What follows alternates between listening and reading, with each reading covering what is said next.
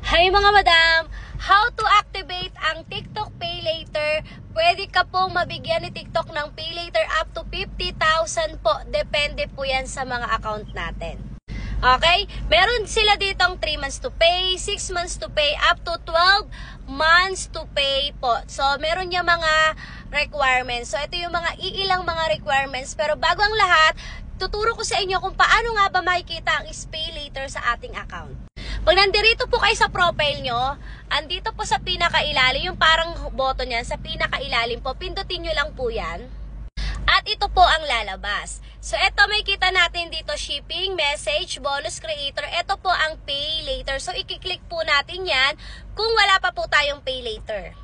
So, ito po ang lalabas. Verify your phone number. So, i-type niyo po yung phone number niyo. May magte-text po dyan na code para po ma-verify na yun talaga yung ginagamit niyo na number. So, ito yung next natin, yung add information. So, sa add information, syempre lahat naman tayo siguro may valid ID. Kung wala kang valid ID, mga mare, skip mo na tong video na to. So, ayan lang naman, iisa lang naman dyan. Yan yung mga ipapasa natin. Then, pagtapos yan, waiting na lang tayo for approval. Mga mare ko, paalala lang po, umutang lang po sa kaya lang po. Katulad ko, madam, ay umuutang din po ako. Yes po, umuutang po si madam. Ang credit limit ko po ay umabot na po ng 6,700. Unang-una pong binigay sa akin ni TikTok ay 5,000. Diyan ko po kinukuha yung diaper ng anak ko at yung iba pang mga bibilhin ko pag wala akong pang-cash.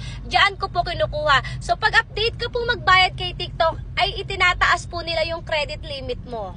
So, paalala lang mo mga mare ha, maging responsable po tayo sa ating mga utang ha. Hindi ko kayo tinuturuan para mangutang. Okay?